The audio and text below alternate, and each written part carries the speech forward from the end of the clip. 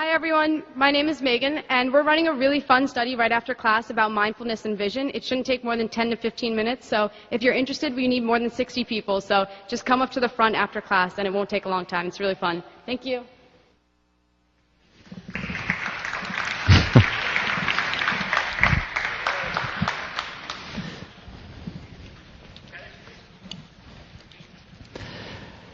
You know, there's a story about Gertrude Stein, and she was taking a philosophy class with William James right here in the yard, and they had their final exam, and it was a spring semester course, and she comes into the exam, and it's a day like today, and the exam is about metaphysics and the meaning of life. So she opens the exam and writes, "Today is too beautiful a day to take an exam." And she walks out. And, you know, as legend has it, of course, she gets a straight A in William James's class. Don't use that as an example or as an excuse later on in the semester. But I really appreciate you being here today. It is a beautiful day. I was thinking of having the class outside, but I think maybe we should. Yeah. What we're going to do today is finish up on relationships. We have just a little to go, and then start with our final topic for the course, which is self-esteem. So let me just recap what we did when we discussed relationships. So we talked about how do we, given our natures, how do we attain, how do we sustain lasting love, lasting passion, when it seems, on the physiological level at least, that our natures are not attuned to that approach. And we talked about, when studying the best relationships, the tip of the stem, 4 characteristics based on the work of David Schnark and John Gottman. The first one is relationship is hard work. It's an illusion to think that the most important thing is finding the right relationship. It is more important to cultivate that one chosen relationship. And just like we would not thrive, succeed at work if we said, well, I just found my dream job, and then put our legs up and relax. Similarly, we would not thrive in a relationship if we have the finding mindset. We just need to find it, and then we'll live happily ever after. As we talked about, movies end where love begins. The second component of a healthy, lasting, and passionate relationship, related to the first one, is the notion of being known rather than being validated. Expressing rather than impressing.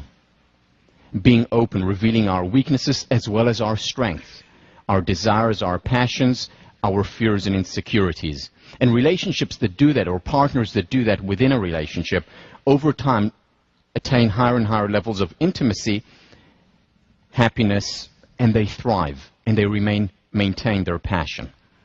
That's the second component. The third component of a healthy relationship is that there are conflicts there. It is an illusion to believe that the ideal relationship is one that is conflict-free.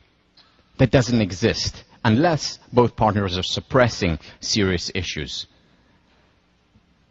So there are conflicts in relationship. The challenge is to have more positivity than negativity, of course, in the relationship, and also to learn how to be in the midst of disagreement, how to have conflict. And finally, the fourth point that we talked about was positive perception. Being a benefit finder, and more than that, being a benefit creator. I want to just go back quickly and elaborate on something that I didn't last time about the conflict, or conflicts within a relationship. I think the most important article that I read about relationships in general was the article on friendship by Ralph Waldo Emerson, published in 1841. And what Emerson writes about is his ideal friend. Let me quote him. He says, "In a friend, what I'm looking for is not a mush of concessions, a person who will agree with everything that I say. Rather, what I'm looking for is a beautiful enemy. A person who will challenge me, who will push me, who will help me in my apprenticeship to the truth. A beautiful enemy. What a beautiful phrase. A conflict-free relationship is where there are no beautiful enemies. A beautiful enemy is a person who loves us, who cares about us enough to challenge us, enough to disagree. And ask yourself, what kind of friend, what kind of romantic partner would you like? A yes man or woman? Or a person who will be honest, who will have high levels of integrity? What is the ideal friend? What is the ideal partner? You know, it's interesting, this whole idea of a beautiful enemy goes way back. It goes back to one of the, if not the most influential text in certainly the Western world, which is the Bible. In Genesis, God sees that man is alone, so he creates a helpmeet for him. A woman. A helpmeet. What does that phrase mean? This is the King James translation. Well, if you look at it in the Hebrew original, helpmeet is ezer kenegdo, or help as opposition. In other words, the helpmeet translation, the meet part, M-E-E-T, is like an athletic meet, like a competition. Not helping and they meet together. It's help as opposition. And already then it was noticed that the ideal relationship is not one which is all smooth, conflict-free. It is one where there is some resistance. And it's this resistance that Gottman talked about is talking about in the 21st century that is so important, so critical for a healthy relationship. A beautiful enemy. Help as opposition, help meet. Again, with a lot of positivity in the relationship as well. So let me move on and just finish up on positive perception. I want to show you an excerpt from one of my favorite movies, I think one of the best movies, certainly in the realm of psychology, ever made, from As Good as It Gets. And here is the part where Holly Hunter tells Jack Nicholson that he better give her a compliment, and it better be a good compliment, because if it is not, she's getting up and leaving. He had just said something very offensive to her. So here is what he has to say to the woman he loves. Okay. Now, I got a real great compliment for you, and it's true. I'm so afraid you're about to say something awful. Don't be pessimistic. It's not your style. Okay. Here I go. Clearly a mistake. I've got this, ailment? My doctor, a shrink that I used to go to all the time, he says that in 50 or 60% of the cases, a pill really helps. I hate pills. Very dangerous thing, pills. Hate. I'm using the word hate here. About pills. Hate. My compliment is, that night when you came over and told me that you would never... all right, well, you were there. You know what you said. Well, my compliment to you is, the next morning, I started taking the pills. I don't quite get how that's a compliment for me.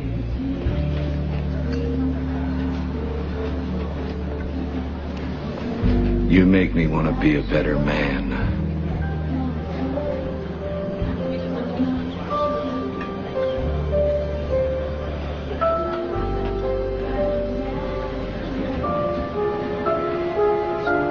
That's maybe the best compliment of my life.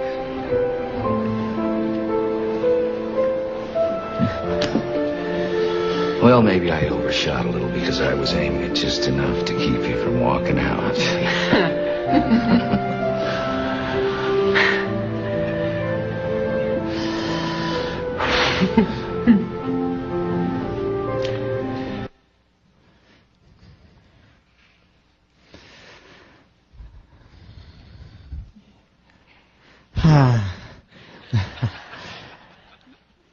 This is the essence of benefit creating. You make me want to be a better man, a better woman, a better person.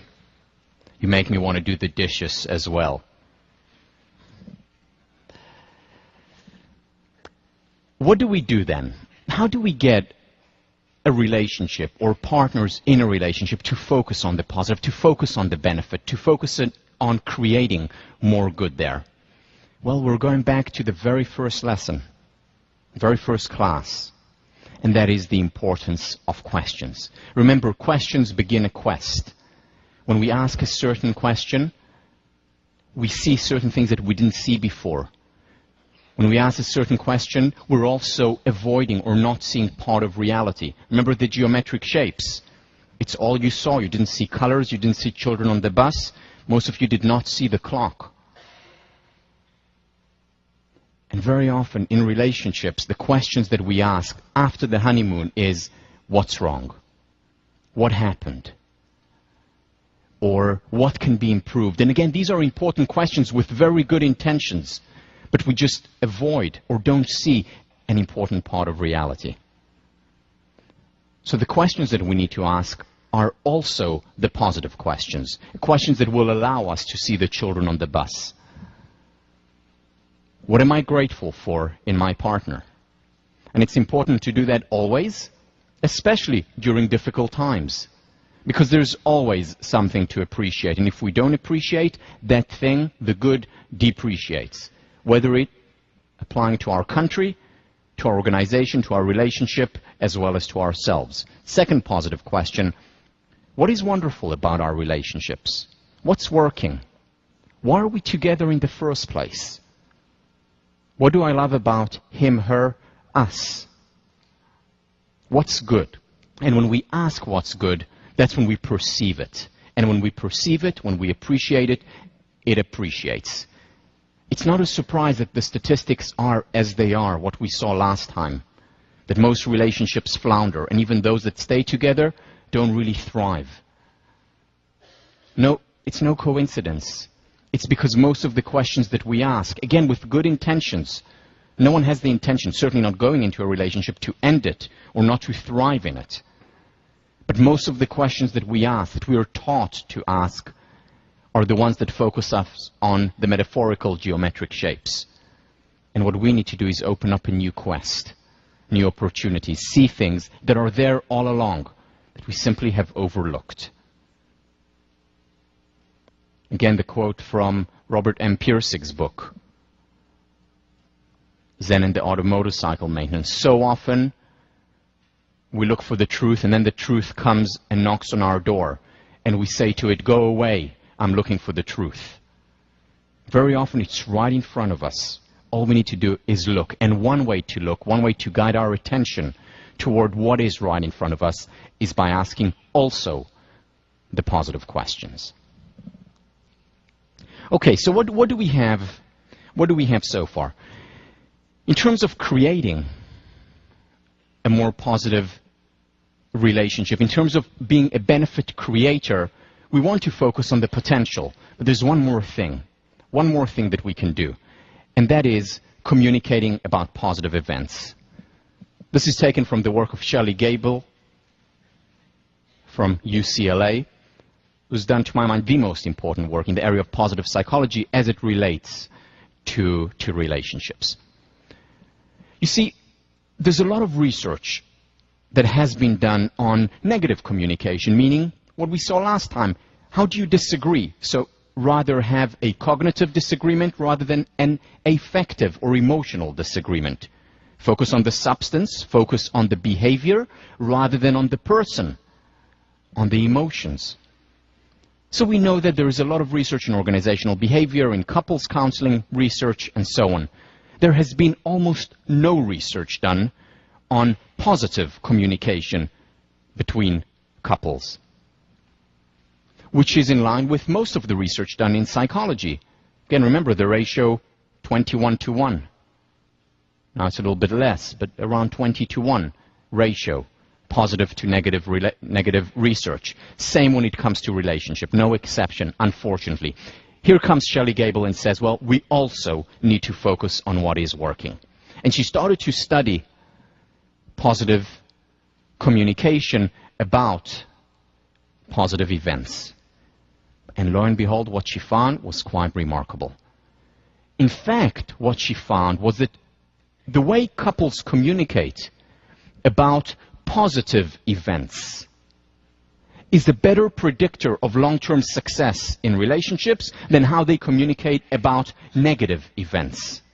When things go well, better predictor of long-term thriving, passionate relationship than when things do not go well. So when I come home and tell my partner, oh, I just did this and it was amazing, or I've just seen this and it was breathtaking,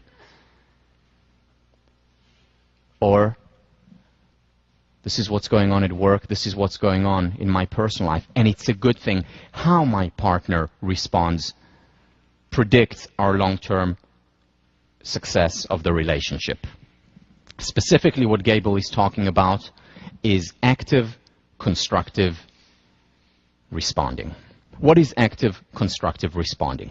What she does is divide it into a 2x2, and I'm going to present the 2x2 now. This is taken directly from the work of three of my colleagues, Jen Elsner, Barbara Hellman, and Amanda Horn from Australia. And here is what they did. Put Shelley Gable's work into an understandable, clear 2x2. So we have on the one dimension constructive versus destructive communication. On the other dimension, active versus passive communication. Let's go through the 4 boxes using an example. My partner comes home from work and she says, I just got a promotion. The promotion that I've been waiting for so long. I was just told that I got it. How do I respond? Well, if I'm passive and destructive, I show no interest, divert attention, I say, and just move on or talk about, but did you see we got a new flower in the garden? Just talk about something unrelated to it, divert attention. This is passive and destructive. Now, destructive and active. Just got a promotion, she comes home, and my response is, oh no, this means we'll even have less time to spend together. What does this mean about our children now? Or what about our holiday that we were going to go on next month? It's not possible now, is it? Destructive and active. Then there is passive constructive. This is the most common response. Oh, that's great, wonderful. Wow. And then there is the 4th box, the active and constructive, which is, you would just, that is amazing. Tell me all about it. So what happened? Did the boss call you into his office and tell you how did it happen? Or we have to celebrate. Or let's call our friends and go out. This is amazing. Well done. You've worked so hard for it. I'm so happy for you. Active, constructive. As it turns out, there are consequences, ramifications to each one of these responses. Unfortunately, the active and constructive, not very common. Not very common among partners, especially after the honeymoon phase. So when initially the physiological, the novelty, excitement is there, that happens more often. But after a while, this goes away, and with it, as Shelley Gable has shown, the success of the relationship in the long term. Now, the thing about active constructive responding is that it applies to numerous areas in our lives, not just to romantic relationships. How I communicate with my roommates, how I communicate with my family, parents, children. As a therapist, how I communicate with my clients. Because again, most of what psychology has been about is for the therapist to sit there and to be passive constructive. To smile, wonderful, and then what happened? As opposed to active constructive, and there are consequences. It doesn't mean it's the right approach in every relationship every time, because there are a few constraints here. For example, it has to be win-win events.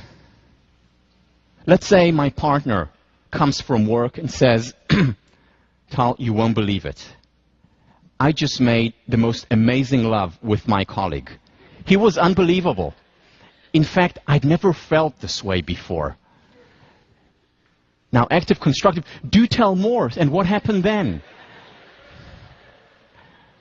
Very difficult to be actively constructive in this situation for most people, present company included. Very difficult. So it's about win-win. That's not a win-win as far as I can see. It has to be a win-win. In other words, something that both of us, or the relationship, will benefit from, or at the very least, that the other person is not hurt by it. It has to be genuine. It cannot be fake. Because that comes through, especially once the partner knows you.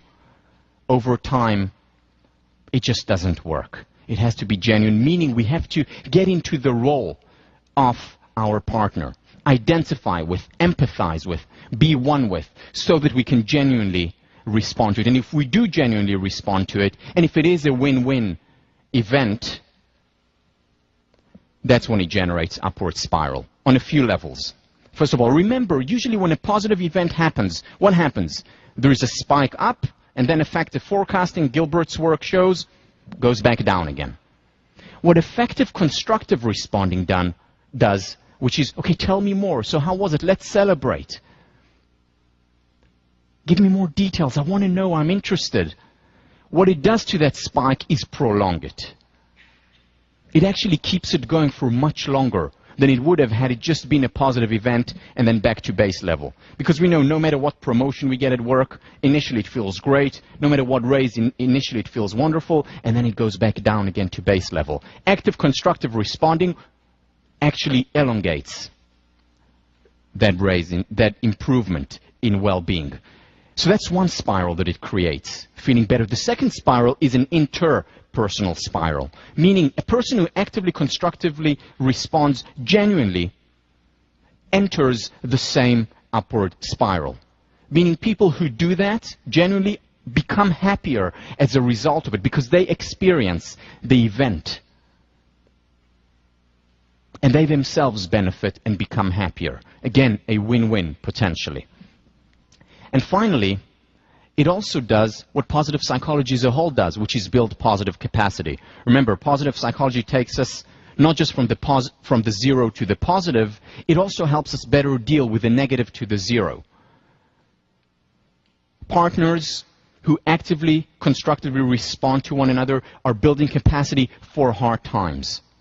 In fact, one of the most interesting researches that were done a long time ago was that couples where things went well, where they were, that language wasn't used, but essentially where they actively, constructively responded to one another and supported one another back in the 1920s.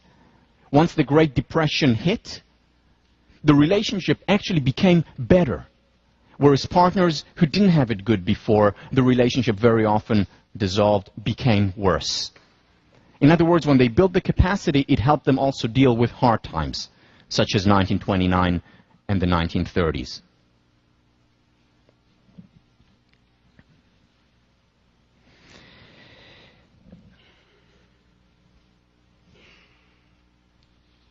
There are no shortcuts when it comes to good relationships, to healthy relationships. It is hard work if you want to succeed, just like it is in every other domain in life.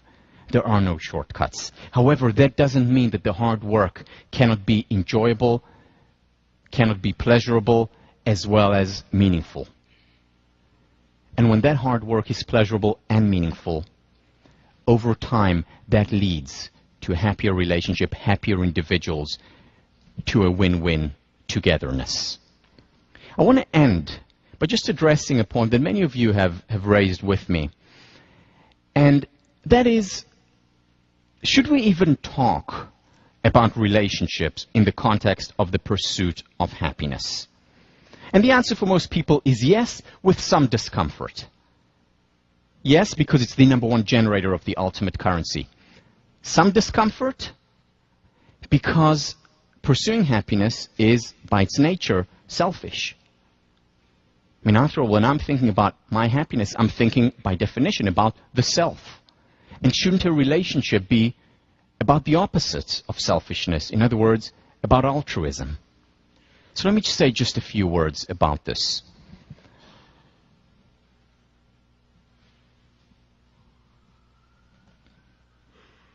Let's take an example from teaching. Imagine this.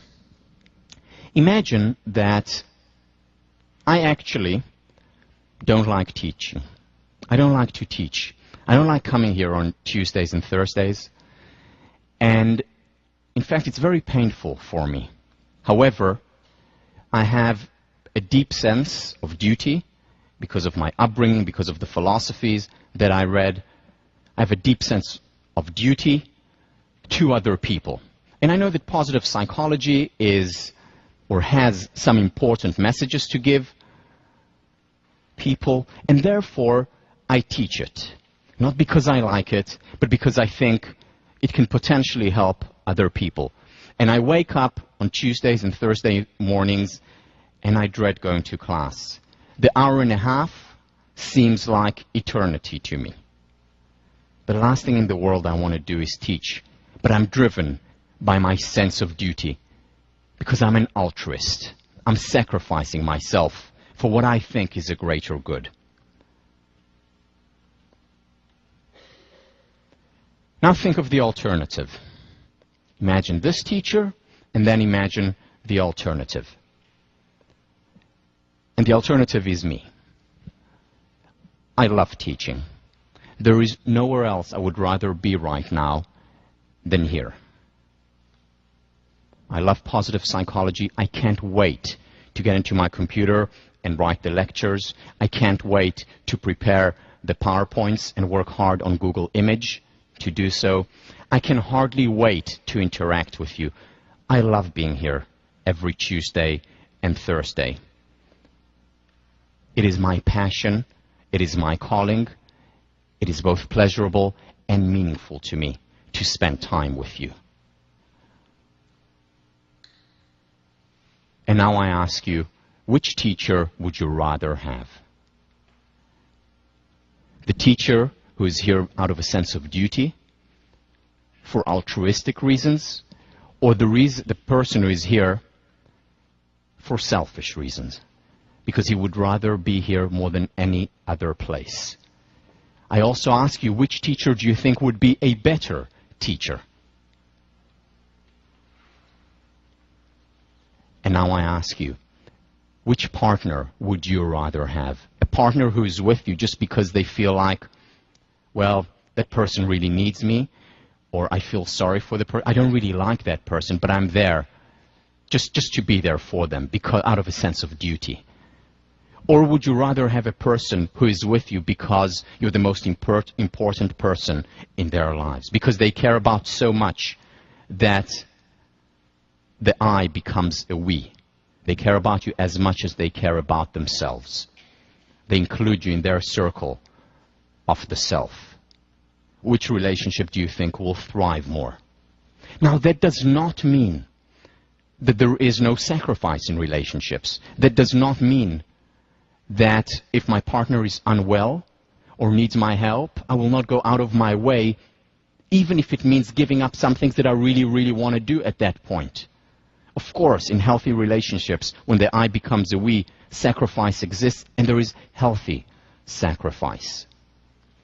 But it's not a relationship that is based fundamentally on a sense of duty or altruistic negation of the self. As Nathaniel Branden says, the more independent we are, the more interdependent we can become. That's when the I becomes a we. Again, this is something which goes against much of our teachings. It's not always easy to accept. But again, this class, much more than it is about positive psychology, is about reality psychology. And ask yourself, what partner would you rather be? What partner would you rather have? What teacher would you rather have? Completely analogous.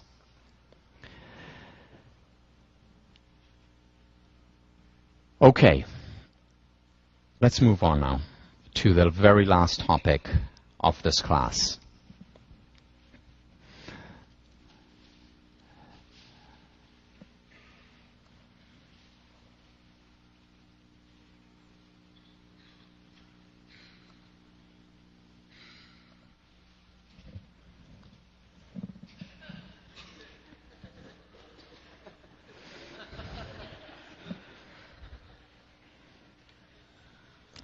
As I've said many times, I never procrastinate. I just use Google Image.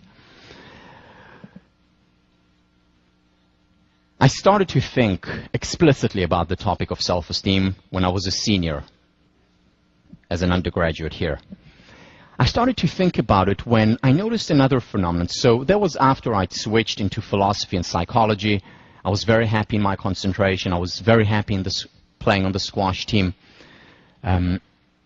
Harvard was going great for me. But then I started to notice something that was unclear, didn't make sense to me.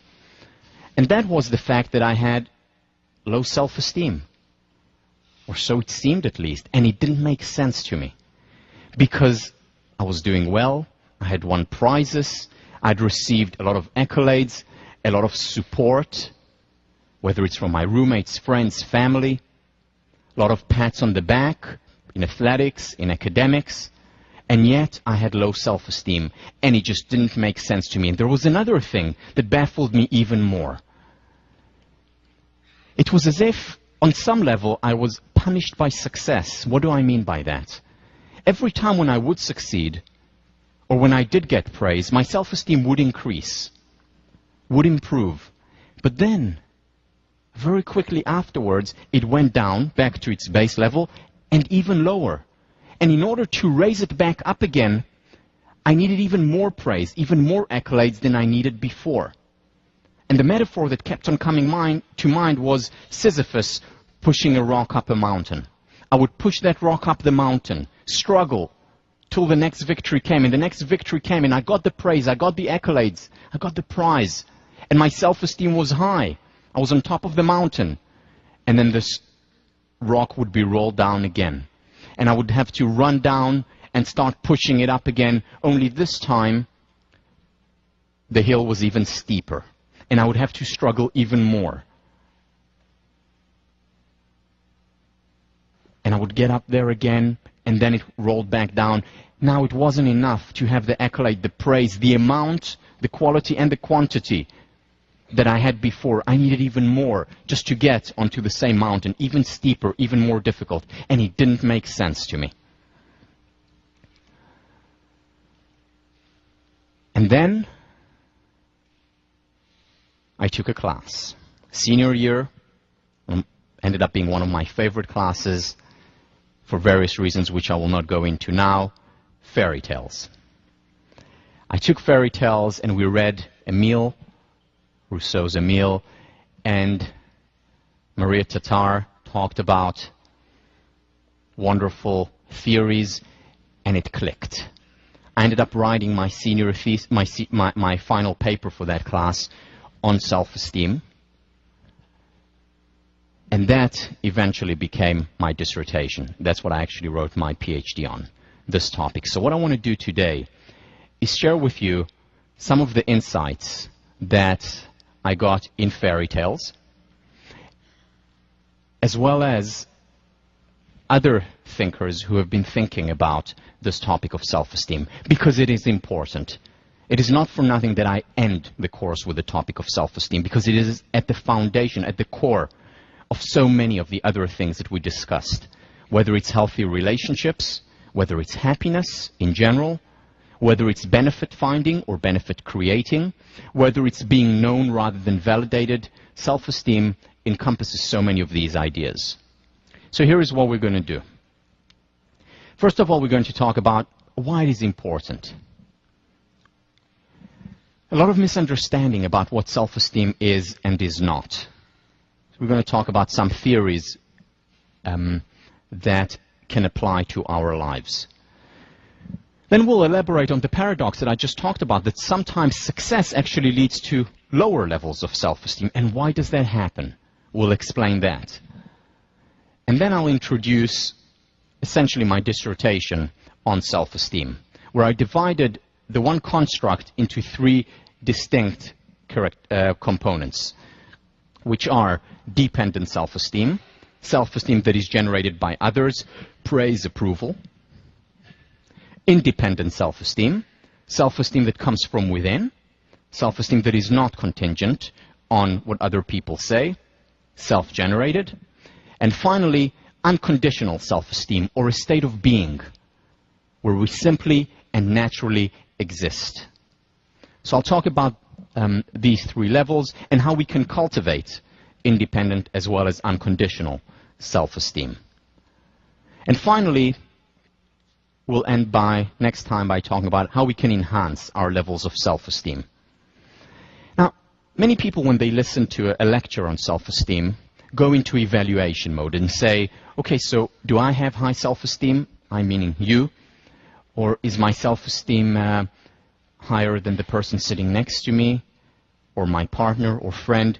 And the answer to this question is you can't really know. I mean, we can't measure self-esteem, quote-unquote, objectively. We don't really know where it is in the brain yet. We may be able to 10 years from now or 20 years from now.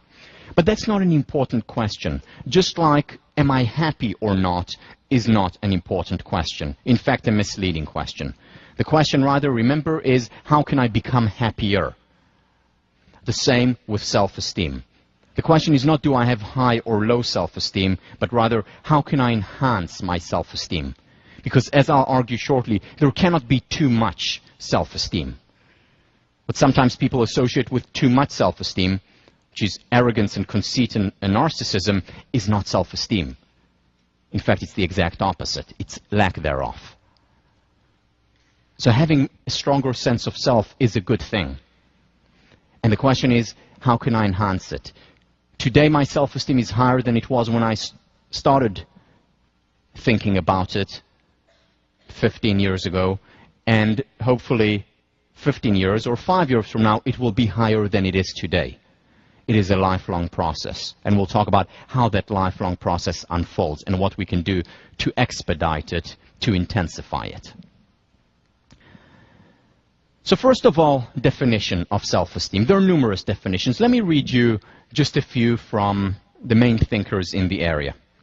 So Albert Bandura, Stanford professor, explains gauging self-esteem, quote, in terms of how people evaluate themselves. Those who express the sense of unworthiness are said to have low self-esteem, whereas persons who express self-pride are said to hold themselves in high esteem. Another well-known thinker in the area, Germain, defines self-esteem as the judgment and feelings about the self. Very simply, the judgment and feelings about the self. Cooper Smith, one of the most important thinkers in the area, self-esteem is an evaluation which an individual makes and customarily maintains with regard to himself. It expresses an attitude of approval or disapproval and indicates the extent to which the individual believes himself to be capable, significant, successful, and worthy. Capable, significant, successful, and worthy. In short, self-esteem is a personal judgment of worthiness that is expressed in the attitudes the individual holds toward himself. It's about the attitude that I have toward myself. It's the evaluative part of the self-concept. The definition that I will use, and that I used in my dissertation, and I think that captures best what self-esteem is about, is Nathaniel Branden's. Nathaniel Branden, considered by many to be the father of the self-esteem movement in this country, if not the world, a therapist and a philosopher that has been working in the area for 50 years, defines self-esteem as following. The disposition to experience oneself as competent to cope with the basic just of life, and as worthy of happiness. Two components: the feeling, the experience of competence, and the feeling and the experience of worthiness. Both are important. If we lack one, we very often have low self-esteem. Personal example, I felt very competent at what I was doing, whether it was on the squash court, whether it was in relationships, whether it was academically. And yet my self-esteem was low, because I didn't have the worthiness component, now I know, of self-esteem. So one or the other are not enough. We need both.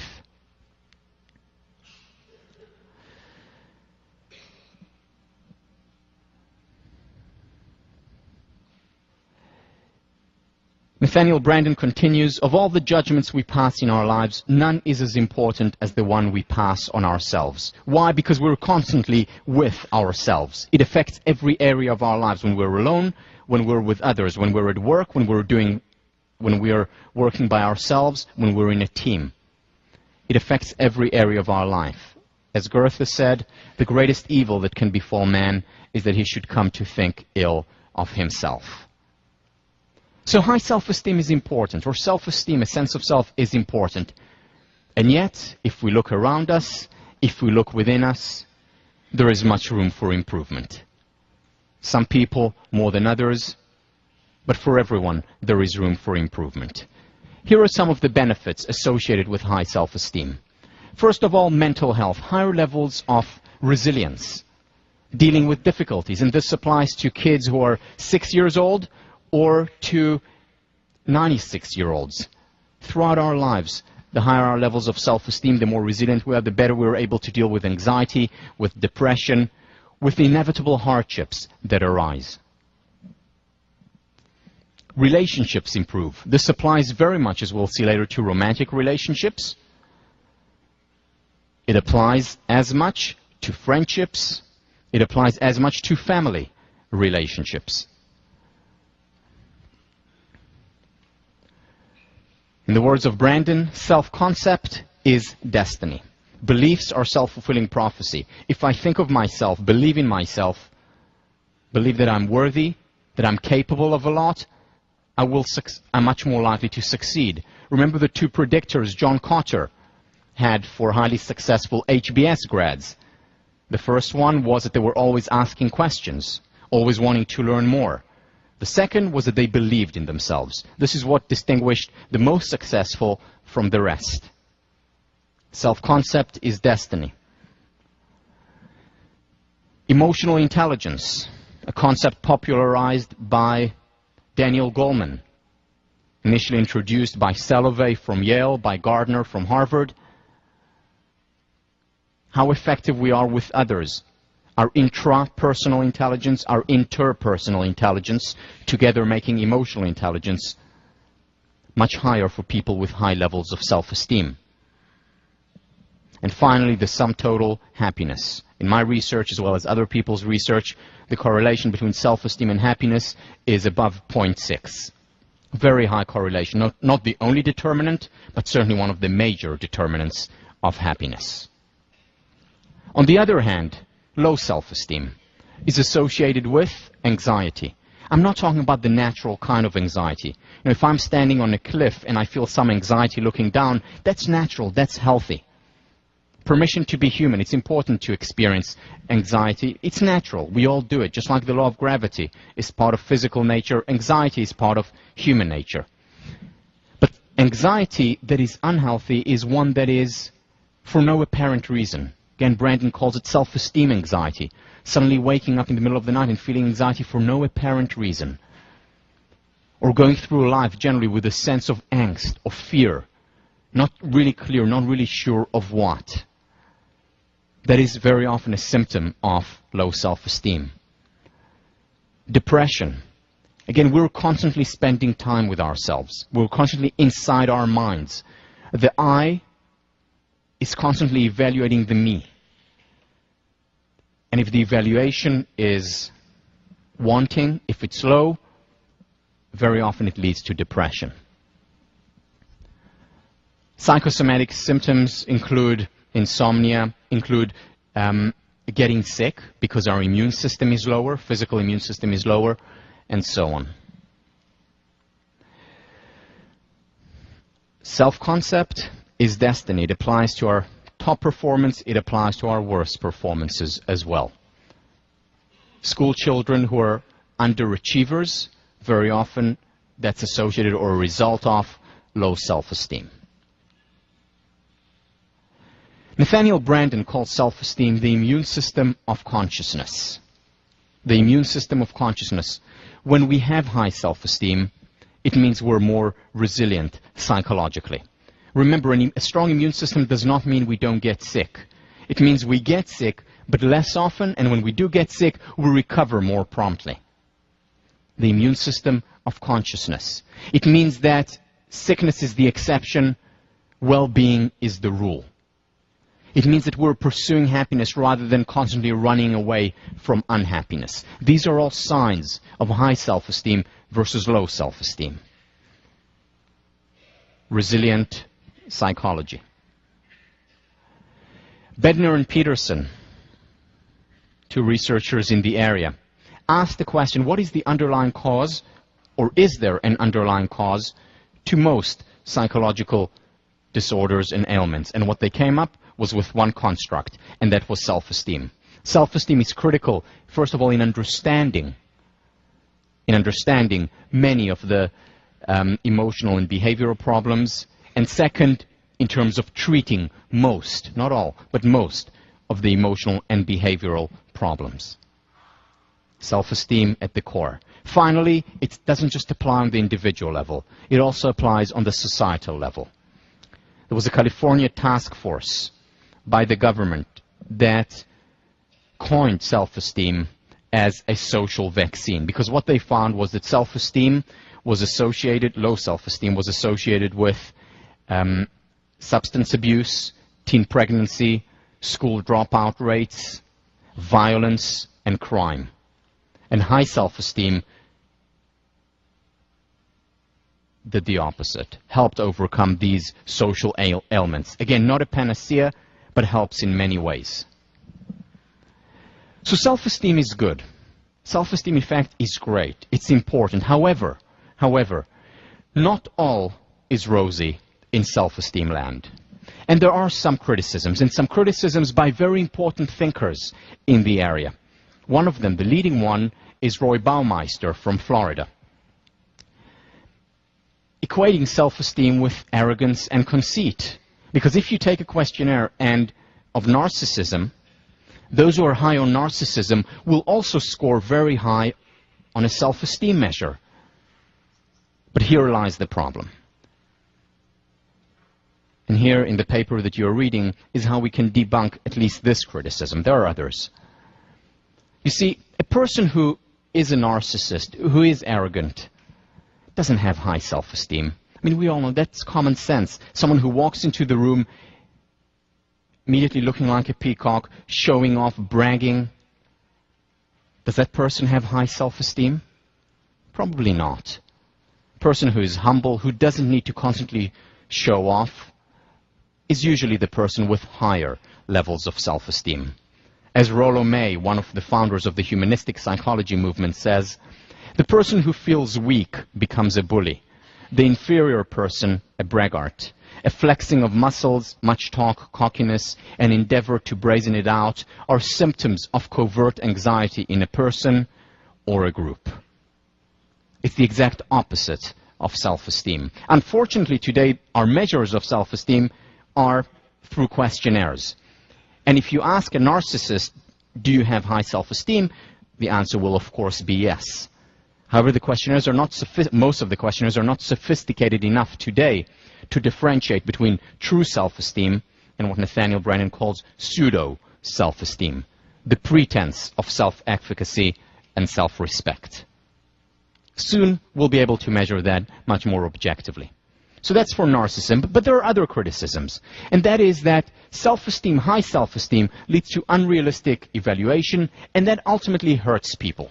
Let me read you something from Times Magazine, a report about a certain test that was given to kids 13-year-olds in different countries around the world.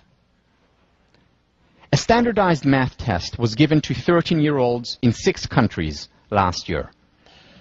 Koreans did the best, Americans did the worst, coming behind Spain, Ireland, and Canada.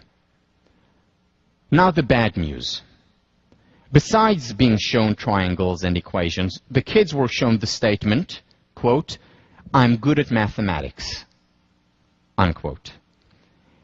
Americans were number 1 with an impressive 68% in agreement.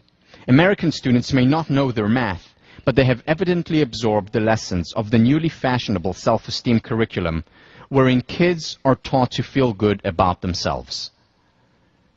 Where kids are taught to feel good about themselves, and I will add, no matter what. Because teachers, many teachers have learned to just give indiscriminate praise. Why? Because self-esteem is good. It's a social vaccine, and there's a lot of research to back that up. And how do you enhance self-esteem? By showering people with, "Oh, you're terrific, you're wonderful, you're great." But that, it turns out, does not help these students. In fact, in the long run, in the short term, it feels good. But in the long term, it actually reduces their motivation to work. It makes them unrealistic. And in the long run, it makes them less happy than they potentially could have been. In fact, it boomerangs. Again, with good intentions, because they want to raise their self-esteem. So how do we salvage self-esteem? Self-esteem by understanding its true nature. First of all, self-esteem is not a product of empty reinforcement. "Oh, you're wonderful, you're terrific, you're great," no matter what. That hurts self-esteem in the long term. Self-esteem has to be distinguished from pseudo-self-esteem. Once again, the pretense of self-efficacy and self-respect without the reality. That's not self-esteem. That's narcissism.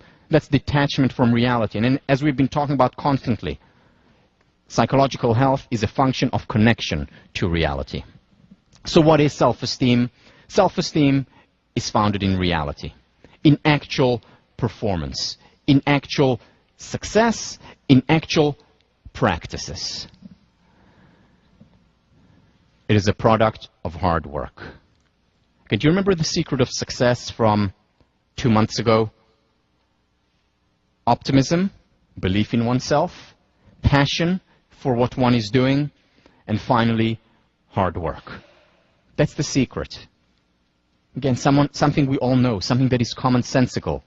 But again, common sense, in Voltaire's words, is not that common. Nathaniel Branden talks about 6 practices that are important for the cultivation of self-esteem. First, integrity. That's your response paper this week. To raise levels of awareness about integrity. And integrity means a match between what we say and what we do. The little things and the big things. Whether it's, "I'll be there at 5 minutes after 5, being there at 5 minutes after 5. Saying that I'm going to work out this week and actually doing it. Because you see, when we communicate, when we utter words, and we don't follow up on what we say, what we're essentially communicating to ourselves, what I say is not important. It doesn't matter. Whereas when I maintain high levels of integrity, when I keep my words, and again, no one is perfect, no one has perfect integrity, as we'll talk about next time, but when I generally keep my word, when I follow up on what I say, when I underpromise and overdeliver, that's when I communicate to myself in action. Remember, self-perception theory. In action, I communicate to myself, my words matter, I matter. So the practice of integrity, the practice of self-awareness, know thyself. Self-consciousness, as Branden talks about. Purposefulness, having goals, having self-concordant goals, pursuing them. Living a life of purpose, of calling. Taking responsibility. Remember, once again, no one is coming. It's up to you to make something of your lives. The practice of self-acceptance, permission to be human on a daily basis. And finally, the practice of self-assertiveness. To say no when it's appropriate, to say yes when that is appropriate. To stand up for what we believe in. These are the practices that over time cultivate self-esteem. And they're also a product of self-esteem. As we'll see next time, it's a potential self-reinforcing loop. So this is what self-esteem is. But there are more problems. There are more problems in self-esteem land. Here is another important criticism. You see, a lot of research shows that people with high self-esteem are more generous and more benevolent toward others. They're generally good. They're nice. A lot of research shows that. So that's wonderful, terrific. However, there is also a lot of research that shows the exact opposite. That people with high self-esteem display antisocial behavior, whether it's toward people they don't know, especially toward people close to them. It's been associated with aggressive and uncooperative behavior.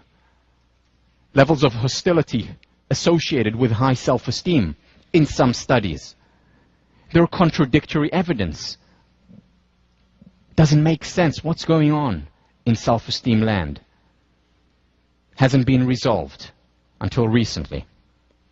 Another criticism of self-esteem is what I mentioned, the paradox of self-esteem.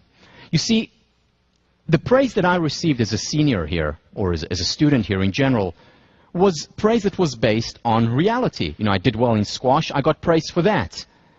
I did well academically, I got praise for that. So it was real, it was grounded in reality, and yet I still felt like I had low self-esteem. In fact, the more praise I got, in many ways I felt that the rock became heavier and the mountain steeper. And that is not explained by traditional self-esteem research. Bednar and Pedersen talk about this paradox, and they give examples in their book, and this is the first place where I found someone talking about something that I'd experienced for many years. They talk about the paradox where very often success is associated with low levels of self-esteem. So let me read to you an account of a client that they had. They're therapists who has been very successful. And here he is writing in his journal. For the past several years, I felt that my life was meaningless. This was an ironic state of affairs, considering all that I'd accomplished. Friends and relatives were always lauding me for my good looks and intelligence. I was the first person on either side of my family to graduate from college, doing so with honors. I had a good job with an important accounting firm. I had plenty of dates. By all outward appearances, my life was very fulfilling. Yet I was miserable and felt increasingly depressed.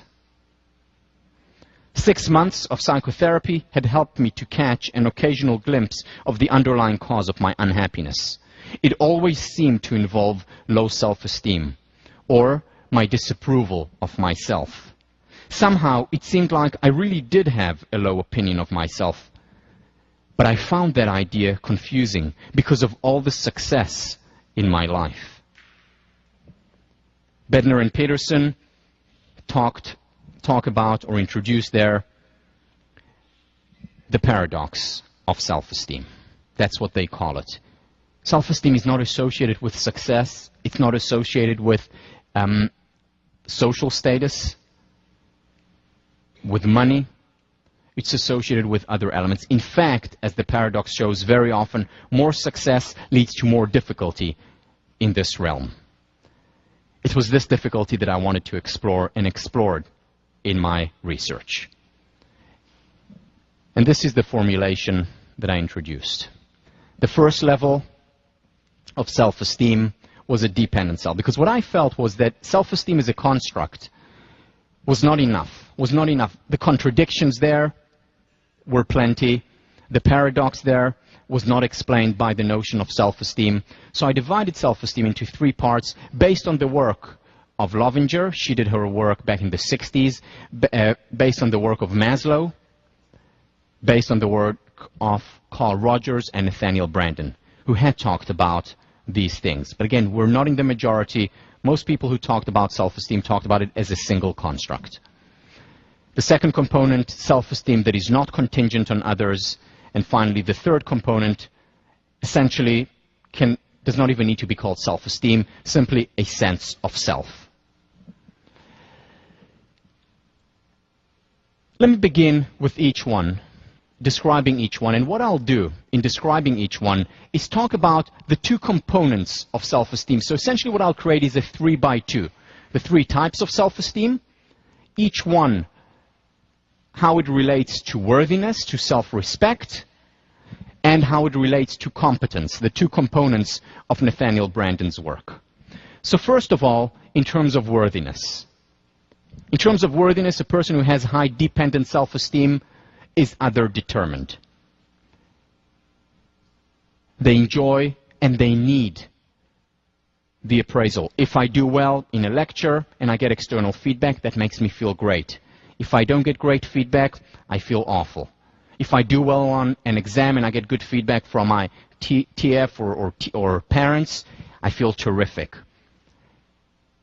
If someone tells me that they don't like something that I said, I feel awful. My life is constantly affected by what other people think or say, or what I think that they think, or what I think that they mean. Constant evaluation. What do other people think of me? Like a looking glass, looking at other people as it reflects on me, and taking their evaluation as the sense of self that I have. People who have high dependent self-esteem are primarily, not only, but primarily motivated by what other people think and say. I will choose a job that will yield the most prestige, the highest social status, that will yield the most accolades and praise.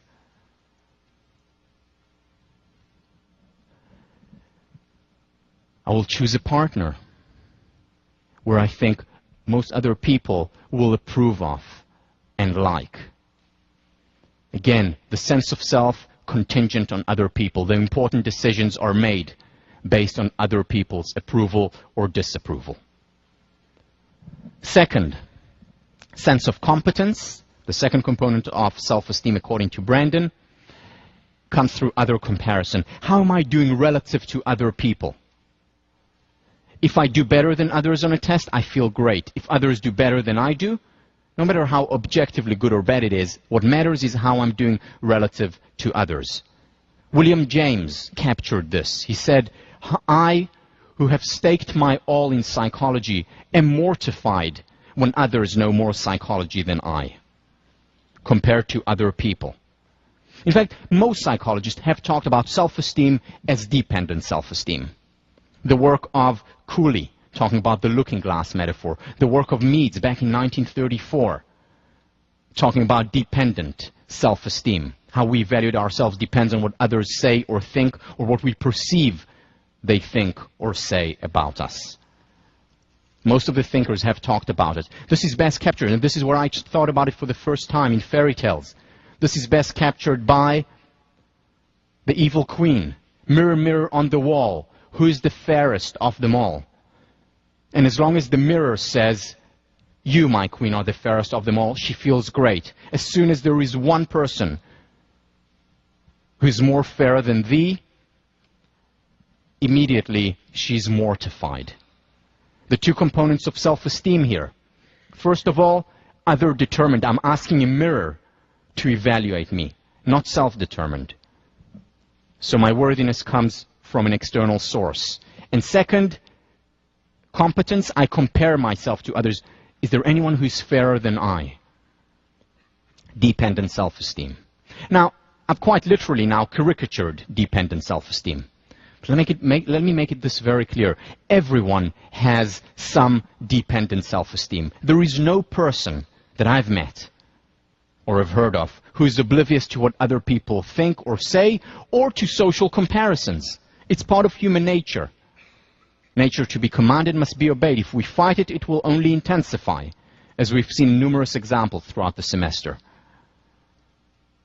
Permission to be human, and part of being human is that we all have some dependent self-esteem. The question is of degree. The important thing to understand about this model, the 3 levels, is that it's an epigenetic model. It is an epigenetic model. And I have no idea what that means. No.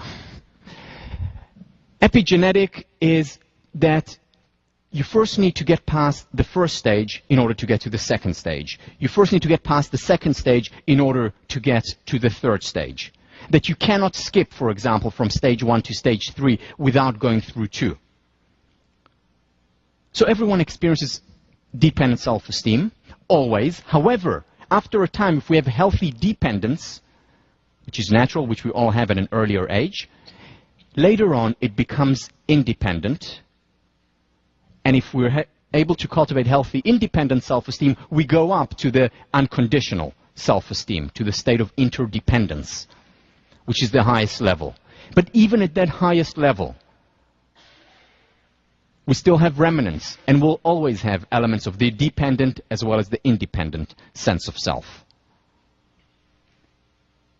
When I started doing my research, initially, I depicted independent versus dependent, I hadn't thought of unconditional at the time, as independent good, dependent bad. And I tried to get rid of the dependent self. And what happened, it just simply intensified. It simply got stronger. And I became even more dependent. Whereas as soon as I started to accept it, remember, I talked about it, permission to be human. As soon as I accepted it as part of human nature, it actually lost much of its power over me. Still there, as it is for everyone. But the question is of a degree. The second level, self-esteem, independent self-esteem. As its name suggests, that's self-esteem that's not contingent on other people. So in terms of worthiness, I evaluate myself according to my own standards. I'm self-determined. I determine how good a book that I wrote is. Ultimately, the ultimate arbiter. I do take into consideration and listen to what other people are saying, but at the end of the day, I'm the one who decides. Competence, not comparison to others, but comparison to oneself. Have I improved? Am I a better writer today than I was in the past? Do I know more math today than I knew at the beginning of the semester?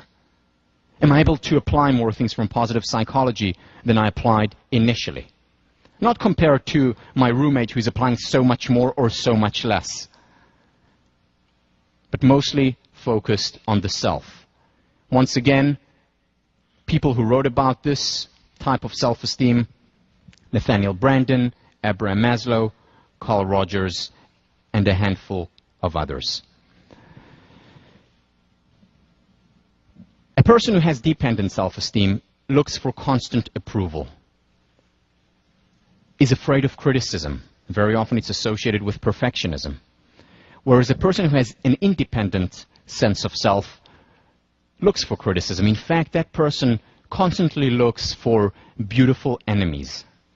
People who will challenge him or her, who will help them in their apprenticeship to the truth.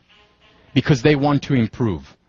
Their motivation, their primary motivation is, what am I passionate about? What do I care about? What do I really, really want to do with my life? They're about pursuing self-concordant goals.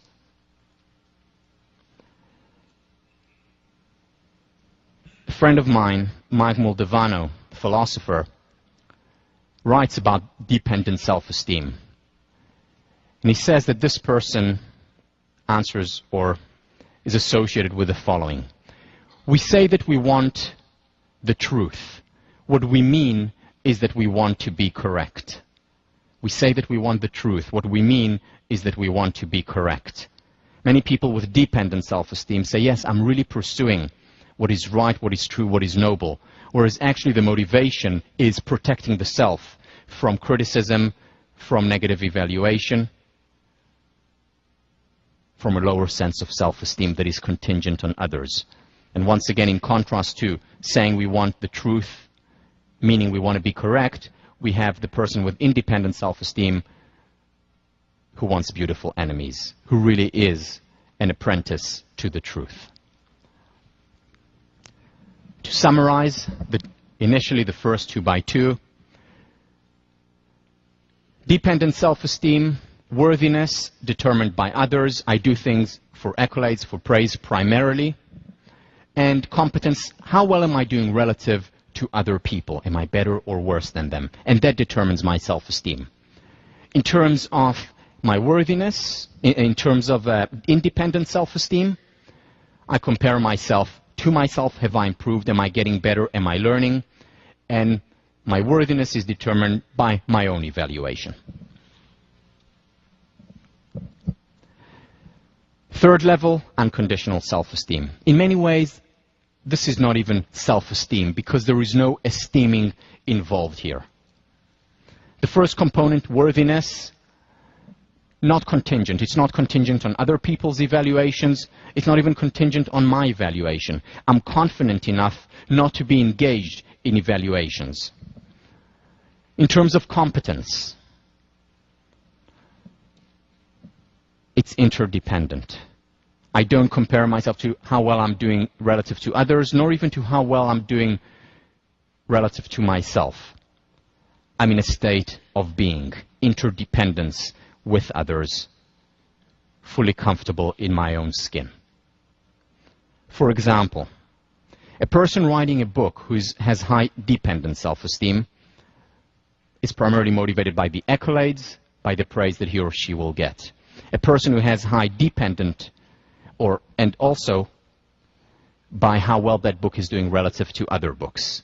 A person with independent self-esteem writes a book and derives pleasure and satisfaction from writing better than he or she did in the past, from improving, as well as from self-evaluation of the book. This is good. A person who has unconditional self-esteem simply writes a book. Why? Because he or she wants, if they have a good idea, a good book to be out there. They derive as much satisfaction, as much pleasure when they see another person's book who is good. They're interdependent. They see themselves as one with others. Once again, everyone has some component of dependence, some components of independence, and some component of unconditional self-esteem. The question is of degree. The model is epigenetic. It takes a lifetime very often to cultivate more and more of the unconditional self. Now, one of the criticisms that I face and other writers who have written about unconditional self-esteem is that to be at this stage of where I don't really care or don't care that much about whether I get criticism or evaluation is that one becomes detached from others, that one does not care. But that is not the case. You see, there are many parallels between unconditional self-esteem and the Buddhist conception of detachment. Let me read to you something that was written by the Buddhist nun Thupten Chodron, and I quote, "Ordinarily, we become very upset when we are criticized or insulted. We're angry when our possessions are stolen. We're jealous if someone else gets the promotion we wanted. We're proud of our looks or our athletic ability. By contrast, when we reach this state of detachment, our mind becomes clearer and more capable of enjoying things for what they are. We live more in the present, appreciating things as they are now, without fantasies about what they are or will be. We become less ego-sensitive to every action other people do in relation to us." Now, at the same time, detachment or unconditional self-esteem, which is the parallel that I'm drawing, does not mean being indifferent or rejecting other people's feelings. She continues, on the contrary, when we're not attached, our relationships with others are harmonious, and in fact, we care more about them. We become more compassionate, more empathic toward others. Detachment or unconditional self-esteem simply means that we are distancing ourselves or not experiencing as much feelings of jealousy, feelings of envy, constant superiority or inferiority, ongoing comparison to others. It means on many levels that we are one with them. This is what the research shows.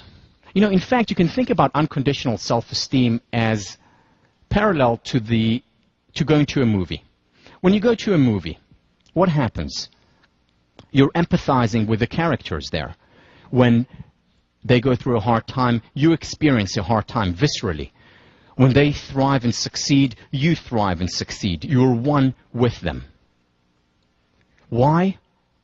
Because your ego is not threatened. You're not threatened by their success. Their good looks are not threatening to you. Their successes are not a threat to you. Why? Because it's just a movie. Now imagine if we could have these emotions, feeling with as opposed to against. Imagine if we can have these emotions in real life. How much more powerful would they be? This is the experience, again, of a movie, but so much more powerful because it's real, of a person who has high levels of unconditional self-esteem. Cultivating self-esteem, unconditional self-esteem, takes time. It's a lifelong process. In many ways, it's parallel to learning how to walk. What happens when we learn how to walk? Initially, we can't. After a while, we're able to get up, but we need some help. We're dependent on a chair, on our parent to hold us, dependent on other people. Next level, after a while, is independent. We're able to walk by ourselves. But we walk still by thinking about picking up this foot, and we're precarious, we're uncertain, but we're independent. Later on, we simply and naturally walk. We don't need to think about it constantly. When it comes to a sense of self, initially there is no sense of self when we're born. After a while, the sense of self is dependent on other people, other people's evaluation. Then, after a while, we become independent of what other people say, or we try to assert our independence, but we're constantly evaluating ourselves, constantly comparing ourselves.